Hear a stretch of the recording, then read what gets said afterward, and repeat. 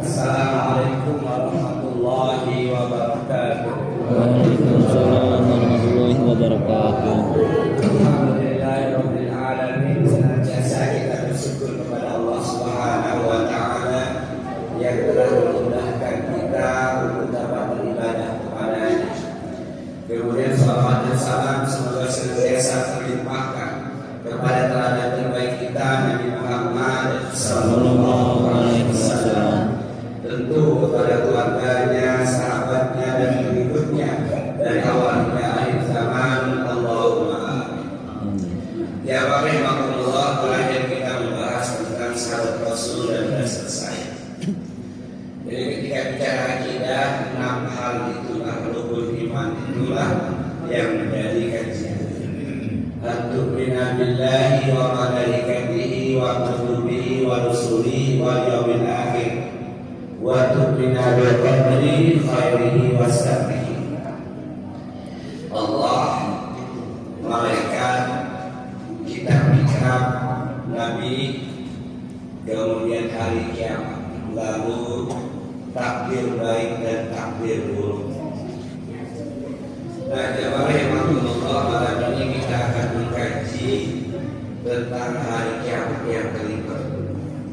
Kalau malaikat, insya Allah kita semua yakin ada malaikat.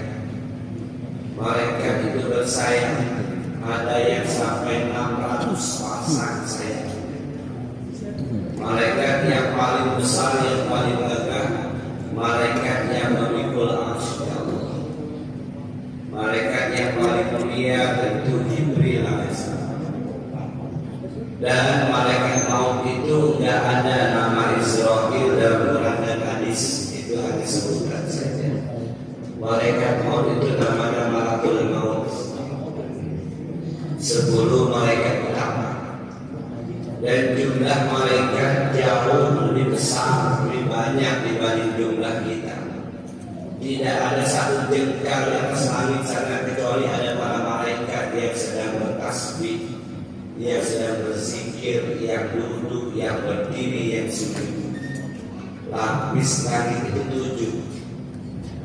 7. Langit pertama kita bahas dulu kalau saya lupa. Langit pertama itu jaraknya dari bumi yang kita injak ini 500 tahun perjalanan. Naik unta yang tercemar, bukan naik Avanza ya. Dulu belum ada Avanza. Seluruh bintang-bintang yang kita ketahui hari ini itu masih berada di bawah langit pertama. Matahari, Merkurius, Venus, semua ini masih di langit pertama.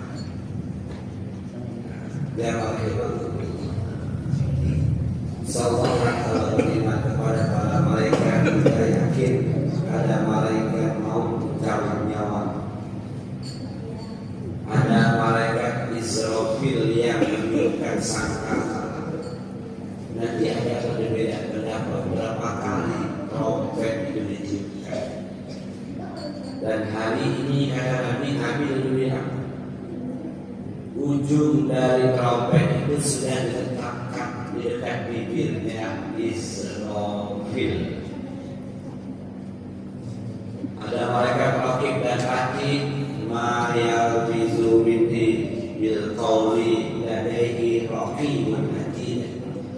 Ada malaikat sebutannya raqib dan atid, mencatat kebaikan dan keburukan. Tidak ada satu kalimat pun yang keluar dari lisan kita kecuali semua tercatat. Ada Munkar Nakir, sebutannya Munkar Nakir, warnanya black and blue, hitam dan biru. Pandangan matanya seperti halilintar, seperti kilat. Suaranya seperti halilintar, petir. Rambutnya di ujung-ujungnya itu bara api yang berkobar-kobar. Munkar Nakir, warnanya hitam dan biru. Kalau kita bahas malaikat yang macam juga. Nah, pandangan matanya seperti cahaya matahari, seperti kilat, mengerikan. Suaranya seperti guntur, menggelegak. Kemudian ada malaikat Malik menjaga neraka. Sebutannya malaikat Malik, bukan dari satu malaikat ya. Lalu ada malaikat Ridwan. Lalu ada malaikat Zabaniyah, sebutan untuk malaikat tukang asap, tukang lebuk, tukang cincang. Baik itu nantilah. Saya ingin kita udah belajar sedikit. Malam ini kita akan bicara yang kelima. Kita beriman kepada hari kiamat. Kiamat ini ada dua, ada kiamat sugro, kiamat kecil, dan ada kiamat kubro, kiamat besar.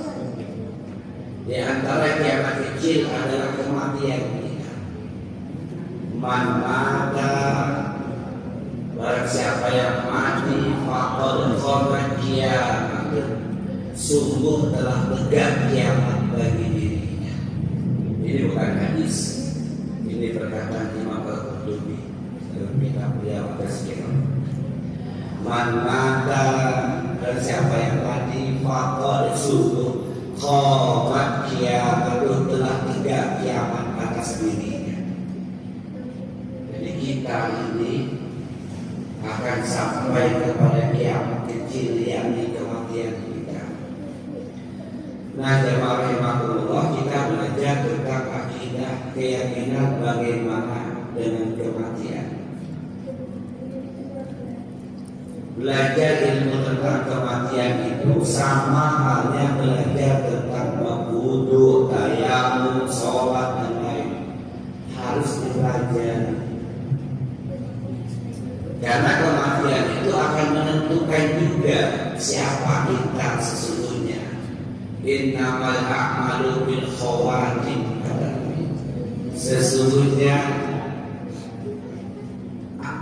penutup dari seluruh amal itu adalah kematian kita. Siapa kita ditentukan saat kita mati. Kalau sekarang kita ini insyaallah orang tahunya orang-orang solih 5 waktu ke masjid, tapi nggak jaminan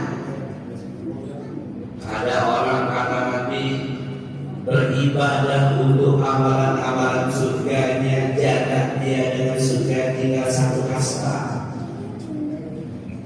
Siap. Tapi ternyata sebelum hari kematiannya dia bermaksiat, berbuat dosa kepada Allah, maka dia menjadi penghuni neraka dan sebaliknya. Nah, jemaah rahimakumullah, ketika kita bicara kiamat sugro, salah satunya kematian kita. Yang lain apa? Bencana alam, badai, tsunami, gempa bumi, angin puting beliung, itu contoh-contoh kiamat kecil. Sekarang kita bicara kiamat sugro yang kita ambil contoh kematian kita. Allah Subhanahu wa ta'ala setidaknya menetapkan 5 kata untuk satu hal yang sama, yakni kematian. Yang pertama, Allah sering menggunakan kata maut. Kita sering baca Al-Quran, kullu nafsin za'iqatul maut wa innama tuwaffawna ujurakum yawmal qiyamah faman zuhziha 'anil nar wa ila jannah faqad faz wa man hayatud dunya illa mata'ul ghurur. Tiap-tiap yang bernyawa akan merasakan mati. Itu Ali Imran 185 ayat. Dan hanya pada hari kiamatlah disempurnakan balasan dari setiap amal kita. Jadi jangan kita galau, heran, sedih. Saya juga sholat, buat baik, tahajud, duha, baca Quran, kok masih miskin aja sih? Gak usah heran, bukan di dunia dibalasnya. Gak usah heran, jalan ibadah, ya, mabuk, berzina, berjudi, kaya, sehat, anaknya pintar-pintar, cantik-cantik, bininya makin seksi, jabatannya makin naik, nggak usah heran. Tadi wa inna ma tuwaffawna ujurakum yaumal qiyamah. Sesungguhnya hanya pada hari kiamat saja disempurnakan balasan dari amal-amal kita. Faman zuhziha 'anil nar wa udkhila jannata faqad faz. Barang siapa yang Allah jauhkan dari neraka, dia lewat di atas sirat itu aman, tidak ada sedikit pun ujung-ujung jari, ujung-ujung api neraka jahanam yang berbentuk kalit, berbentuk pancing-pancing menyambarnya, lolos, tidak ada luka sedikit pun. Lalu dia berkumpul di al-qantarah, lembah sebelum masuk surga. Itulah orang yang paling beruntung. Jadi nggak sempat transit ke neraka. Itulah kesuksesan yang paling puncak. Persis kata Pak Menteri Keuangan Purbaya, orang berhasil itu masuk surga katanya. Keren juga Menteri kita satu ini ya. Agak-agak di mana ada bahasa agamanya lah. Kalau yang lain kan agak-agak dalam kita lihat agak-agak. Nah, terkadang sambungan ayat ini ada wa ma hayatud dunya illa mata'ul ghurur, dan tidaklah kehidupan dunia kecuali kesenangan yang memperdayakan. Dunia ini kan isinya makanan, pakaian, tempat tinggal, kendaraan, harta, pangkat, kedudukan, jabatan, ya, isi dunia, hiburan. Itu semuanya itu bagi orang-orang yang gak hati-hati membuat dirinya terpedaya, tertipu. Dia menyangka bahwa kemuliaannya dari harta, maka dikejar harta. Saya ini kalau kaya pasti mulia. Jangankan saudara, orang asing pun ngaku seluruh kalau kaya. Itu bahasa Facebook. Jangan ikuti, sesat bahasanya. Tapi kalau miskin katanya, jangankan manusia, kucing pun gak pedut. Itu jangan ikuti, sesat. Banyak dogma doktrin di medsos itu sesat. Salah satunya itu. Ya, kalau kaya, jangankan manusia, beli sedikit aja beli semua katanya. Itu bahasa Ustaz. Nah, jemaah itulah dunia, penipu yang paling ulung. Dan kita di dunia ini, hidup ini hanya ada dua keadaan yang kita alami, tidak lebih. Dalam ayat lain, kullu nafsin za'iqatul maut wa nabluukum bisyarri wal khairi fitnah wa ilaina turja'un. Tiap-tiap yang berjiwa akan merasakan mati. Kamu akan diuji di dunia ini dengan kebaikan dan keburukan. Dan itulah ujian yang sebenar-benar di dunia. Kebaikan, kaya, sehat, ganteng, pintar, kebaikan dunia. Ujian dan keburukan, miskin, melarat, penyakitan, tetangga jahat, Allah. Jadi hanya di antara keadaan itu kita berganti-ganti. Dan itulah ujian yang sebenar-benarnya kata Allah. Kemudian wa ilaina turja'un, dan kepada kami lah kalian akan dikembalikan. Nah, jemaah. Jadi di ayat ini Allah menjelaskan kepada kita bahwa dunia ini ujian. Ujiannya globalnya dua, kebaikan. Segala sesuatu yang menyenangkan jiwa, kaya, cantik, pintar. Ujian, bukan kebanggaan, bukan kemuliaan, ujian. Diuji dengan kebaikan, bersyukurlah dia. Kalau kalau nggak mendapat hidayah Allah, dia nggak bersyukur. Dia biasanya akan sombong, meremehkan orang miskin, makanya kerja hidup pas-pasan. Yang diuji dengan keburukan dites oleh Allah, sabar nggak dengan kemiskinan, hidup sarong, banyak penyakit, sabar nggak dia? Kalau nggak sabar, www.pesugihan.com, tidak sabar ya. Sakit kalau nggak sabar, cari dukun, pindahkan penyakitnya ke kambing, www.kambing.com. Kita belum pernah bahas ya masalah kesyirikan, penyakit belum ya. Kita ketemu sebulan sekali coy. Bahaya lah membahas, maka saya bilang ke kawan Mas Eli, kalau yang seminggu sekali itu memang apalagi yang sudah bertahun-tahun dan habis, tinggal tunggu hidayah Allah bisa terima apa enggak.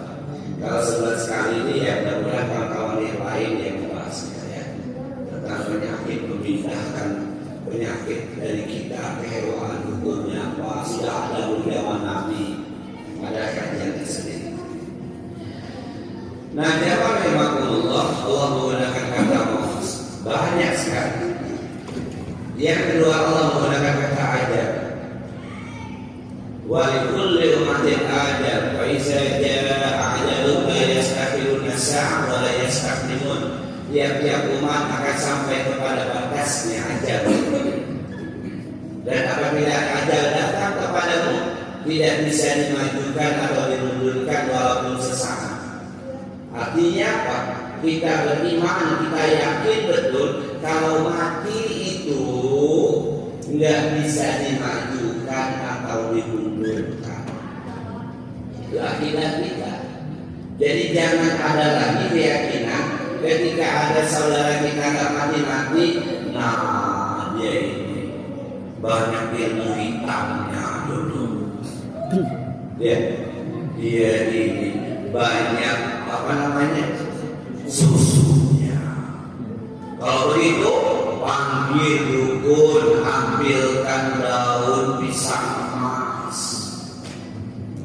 Gak makan juga, panggil lagi yang lain, mandikan dengan air comberan. Kan kasihan. Gak mati juga, kata cucunya, pinjam ke gaji sebelah itu loh. Selesai.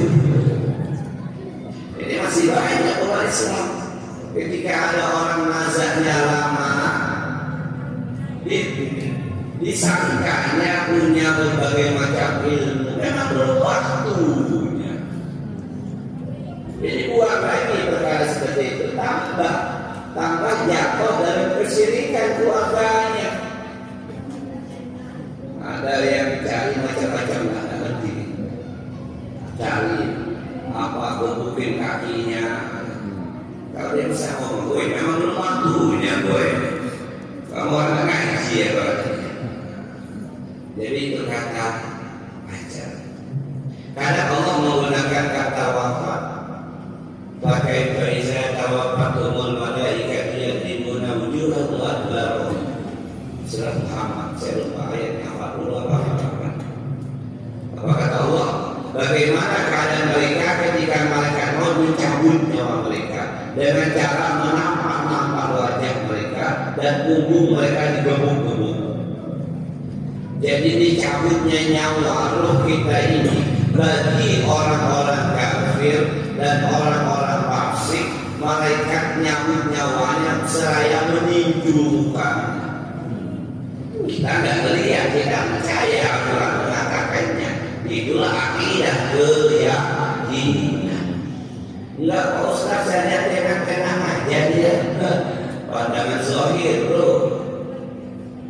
Goib perkara ini Allah menjelaskan kita beriman pada Quran, bagian dari akidah Islamnya. Digebuk punggungnya, ditinju mukanya, dikatakan kepadanya, kata Nabi, ayyatuhan nafsul khabisah ukhruji ila sayyidan minallah. Itu kalimatnya. Hei jiwa yang buruk, keluar kau dari jasad ini. Kemana? Menuju kepada kemarahan dan kemurkaan Allah. Berdebak. Untuk siapa ini? Kata wafat, kalau kita orang Indonesia, untuk orang yang tinggi kedudukannya, ya raja. Ternyata kalau Quran, wafat ini untuk orang kafir dan orang-orang fasik. Siapa orang fasik? Orang Islam yang enggan melaksanakan syariat Islam. Dia ngaku Islam tapi tidak sembahyang. Kata kita sampai di mana? Nah, jamaah rahimakumullah. Jadi proses kematian kepada orang kafir fasik seperti itu. Lalu Allah menggunakan kata berikutnya, kata roji, kembali kepada Allah. Rujuk, kembali kepada surat. Roji, kembali kepada Allah. Yang paling terkenal di surah Yasin itu, ayat terakhir. Subhanalladzi biyadihi malakutu kulli syai'in wa ilaihi turja'un. Maha suci Allah yang semuanya langit dan bumi berada dalam kekuasaannya, dan kepada Kamilah kalian akan dikembalikan. Pulang kata kita, udah pulang dia. Yang kelima, Allah sering menggunakan kata mati. Jadi kata mati itu bagi kita umat Islam itu kata-kata mulia, bukan kasar, bukan.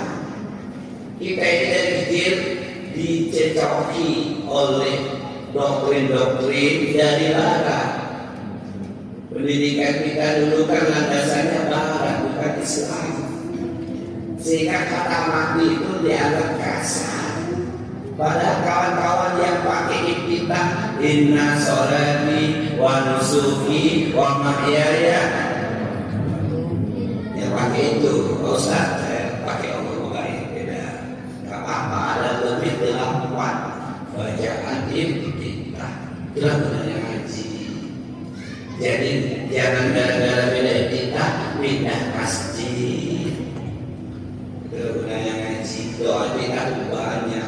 8 kalau selesai.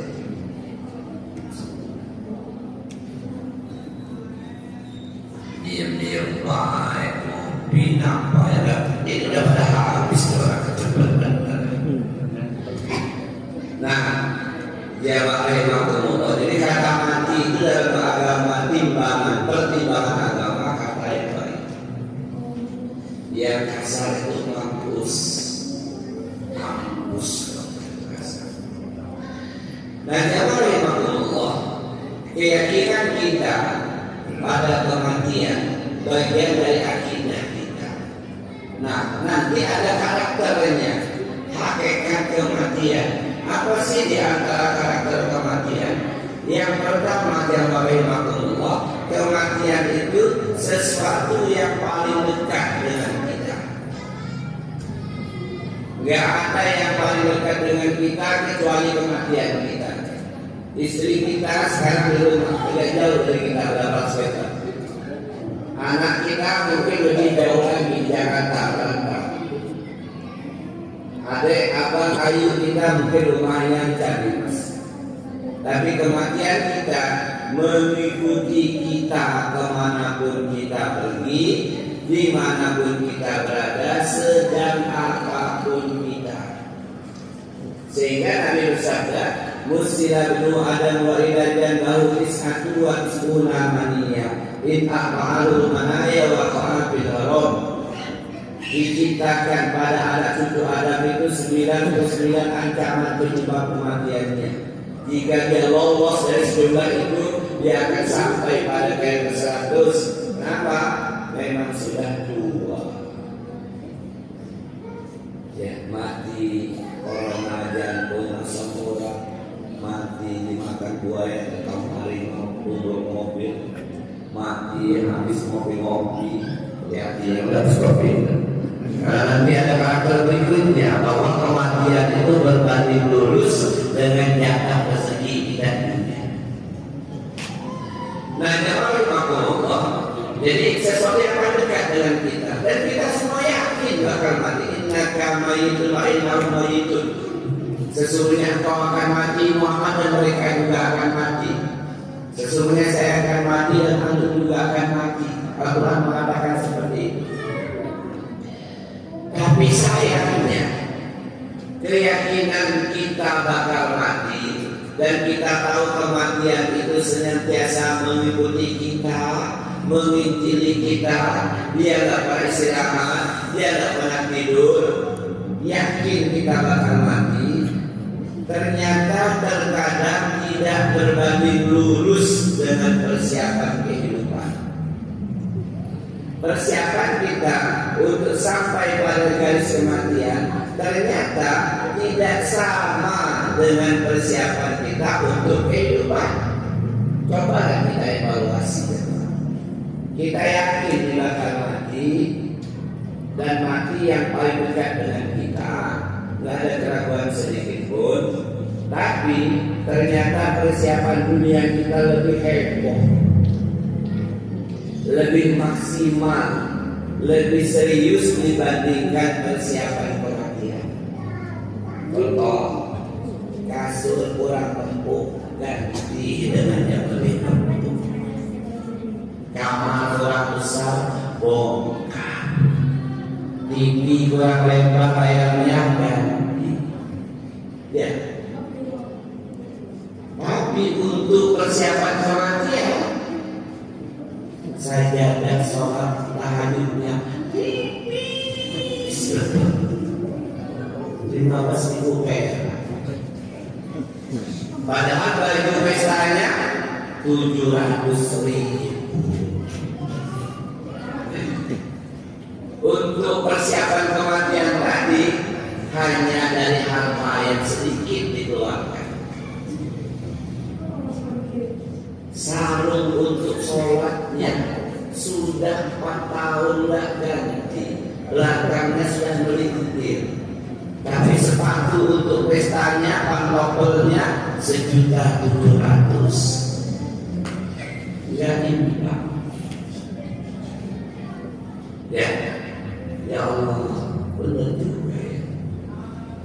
Jam tangan untuk ke pestanya ada yang sampai 2,5 juta.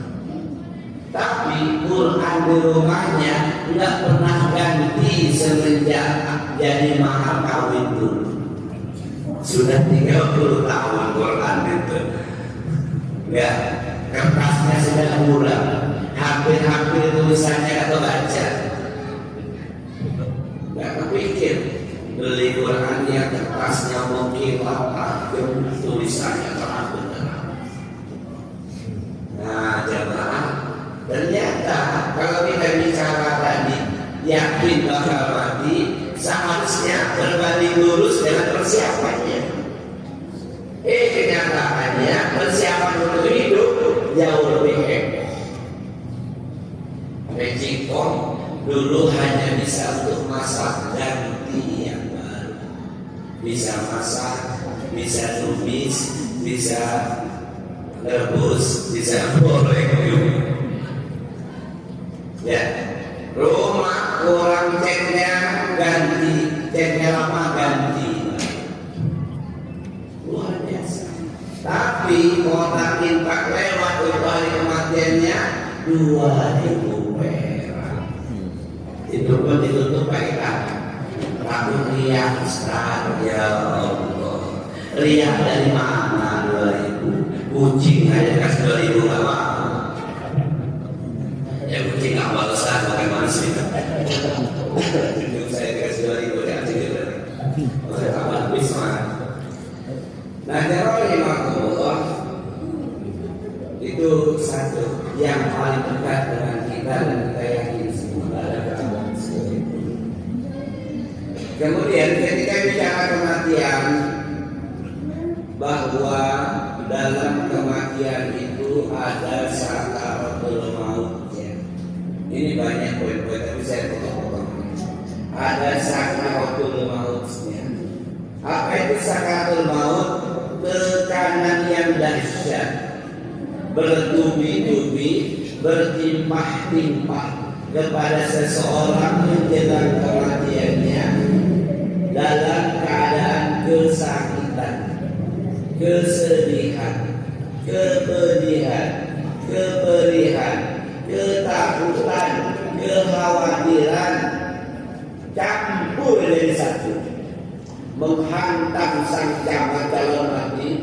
Tekanan dahsyat ini semua tadi kumpul di satu, menghantam diri, menghantam jiwa raga, sehingga dia nggak bisa apa-apa. Kesakitannya udah pernah kita bahas. Kata Sa'ad bin Aus radhiyallahu anhu, sahabat Nabi, sakitnya sakaratul maut itu seperti goresan gergaji yang bertubi-tubi di tubuh kita. Baring kita dilipat, ambil gergaji zaman dulu belum ada silsum tuh ya, yang gergaji dua itu maju mundur.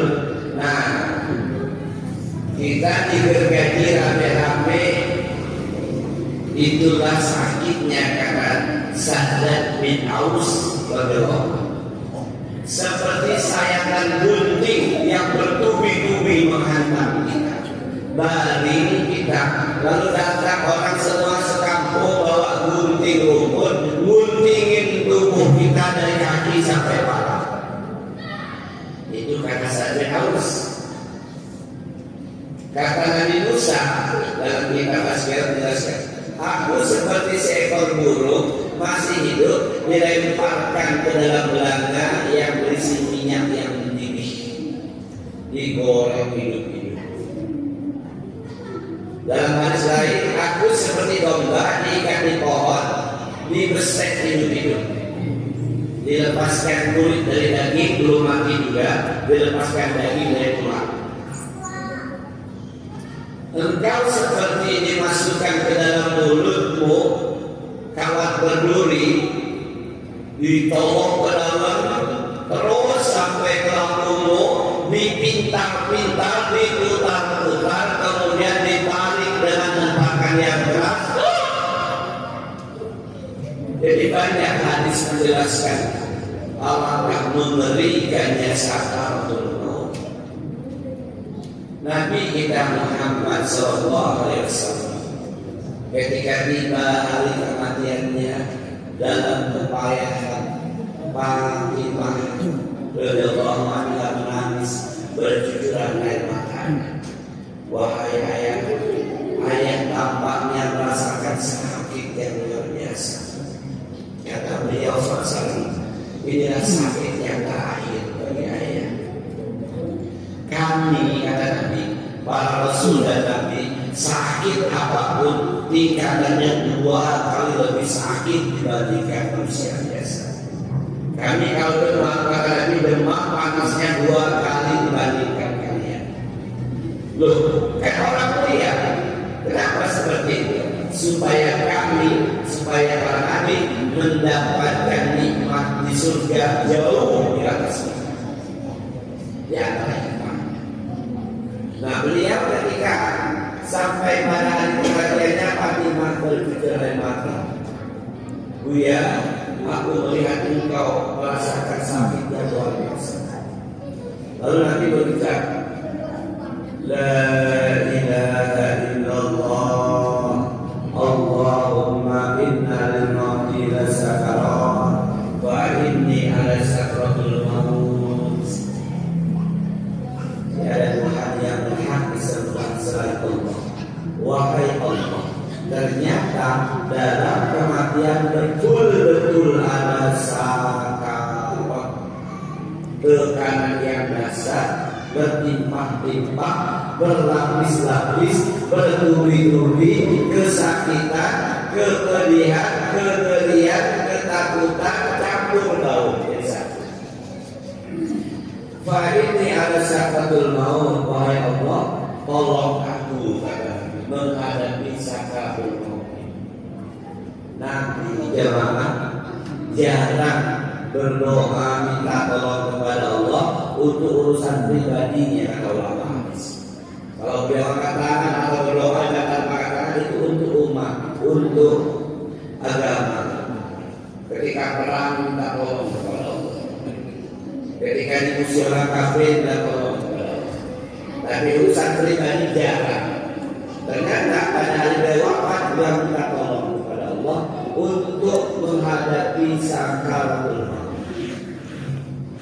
Seperti apa? Seperti tebasan 300 pedang sekaligus di tubuh kita. Banyak digambarkan di hadis itu. Gimana sih sakitnya sakaratul maut? Seperti engkau dilemparkan ke dalam kuali yang berisi air yang mendidih. Bagaimana sih susahnya sakaratul maut? Aku seperti bernapas dari lubang jarum. Lubang hidungku kata Abdullah bin Amr seperti lubang jarum.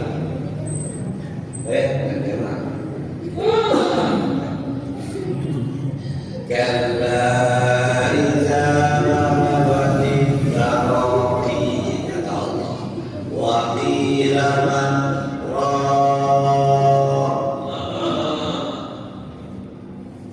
wa zanna annahu al-firaq. Nah, jemaah Allah. Jadi tidak ada seorang pun di muka bumi ketika tiba hari kematiannya kecuali pasti merasakan sakaratul maut. Ustaz, ada yang mengatakan lu keluar seperti seseorang menuangkan air yang tikuk, betul? Ada yang kata, tapi rasa sakit tetap ada, tidak mungkin hilang, tidak mungkin hilang. Kenapa tidak sampaikan seperti orang menuangkan air dari tikuk gelas lancar? Artinya dia hanya diberi keringanan, nazaknya tidak terlalu lama. Nazak itu apa? Nazak itu ketika nyawa sudah kumpul di tenggorokan. Wan nazihati gharqa, wan nazitati nasqa. Ya, nazak. Dia gimana nggak sakit dia mah bayangannya dia. Roh kita itu sudah menyatu dalam kulit, dalam daging, dalam tulang, dalam jantung, dalam hati, dalam otak kita. Menyatunya sejak umur kandungan mak kita 4 bulan, roh ditiupkan, dia sudah menyatu, membaur, akan dipisah. Membaur akan dipisah. Kata para ulama, gambaran sederhana saja. Jangan usah mikirkan roh di tubuh kita sedang menyatunya akan dipisah dari jasad. Pikirkan saja kuku kita di ujung jari ini tampak oleh kita dicabut. Angin kawan peluru, orang ambil tangguh, ngapain kalau cabut dulu kuku saja. Itu aja udah kebayang rasa sakitnya hanya kuku nempel di ujung jari, apalagi roh nempel di kulit, di daging, di tulang. Makanya dipisahkan, gimana gak sakit? Tadi yang seperti air mengalir apa? Dia tidak terlalu lama azabnya. Maka kita diperintahkan hanya dengan kalimat, wahai Allah, ringankanlah aku ketika tiba sakaratul maut. Ringankan sini bukan ringankan sakitnya, bukan. Ringankan sini kata ulama hadis, jangan terlalu lama azabnya. Karena ada orang yang berhari-hari mati tidak hidup.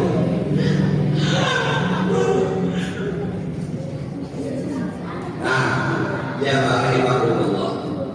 Jadi kita hanya diajarkan kalimatnya Allahumma awwin alaina fi salam. Minta jangan lama-lama durasinya. Minta itu. Tapi ingat jemaah, jangan pula ketika kita menyaksikan ada orang yang tak mati-mati lalu kita seuzon. Gimana rasanya? lagi hidupnya hanya minta ampun, kurang mabuk, kurang ribet, jangan, tak boleh. Yang biasa kayak gitu tuh Indonesia, betul, Indonesia. Gara-gara jadi tukang riba matinya katanya. Kopi dulu kita.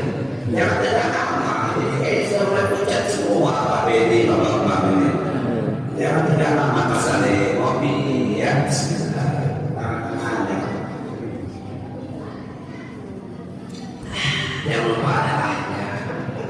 Supaya bikin kopi semangat, kopi saya mantap nikmat. Ya.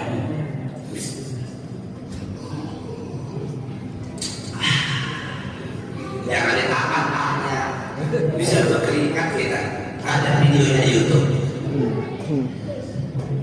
Jadi poinnya kedua adanya sakaratul maut. Gak mungkin Allah. Jangan berpikir matinya di tempat tidur Ustaz, enjoy kayaknya. Itu pandangan zalim itu. Jangan berpikir juga, woi kalau kesalahan matinya sakit luar biasa pasti apa? Turun kereta. Tak ada urusan. Itu hanya wasilah tadi yang 99 macam tadi. Mau matinya di tempat tidur, matinya disuntik, matinya diterkam buaya, matinya minum racun, matinya ditabrak kereta, sami mawon pasti ada sakaratul. Karena sebagian akidahnya keliru.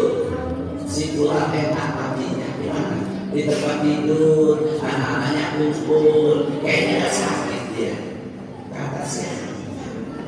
Si pulang matinya mengerikan, pasti sakitnya akan luar. Kenapa? Dikubur busuk, bawa bingkas, bapaknya lepas.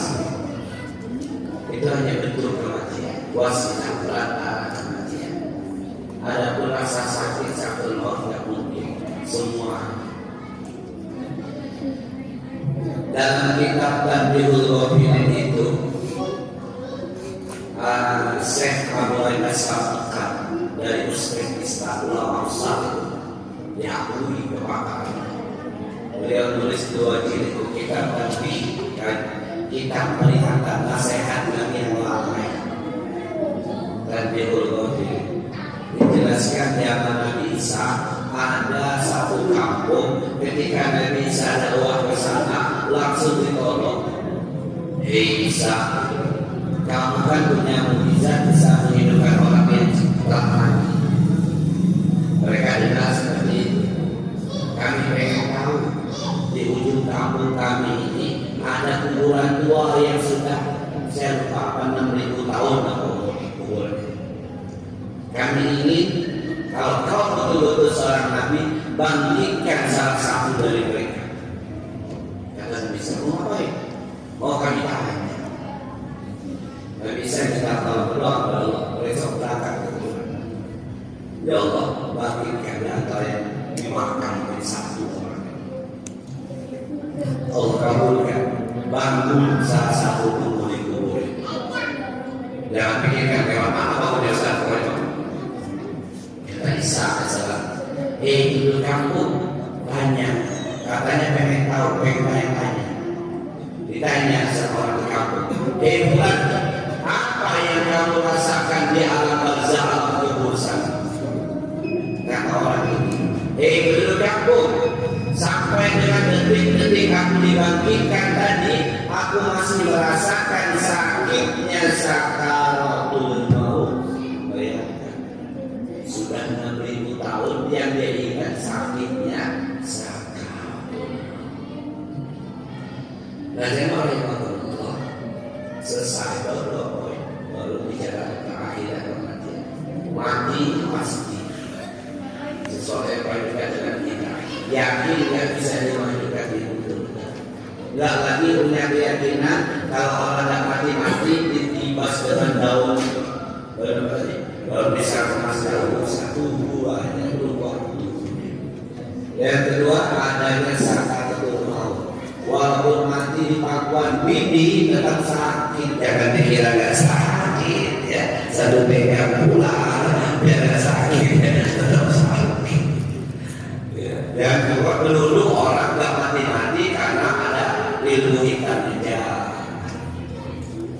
Jangan ada pemikiran seperti itu. Kita tahu rahasia Allah. Demikian kita tutup dengan kafaratul majlis. Subhanallah.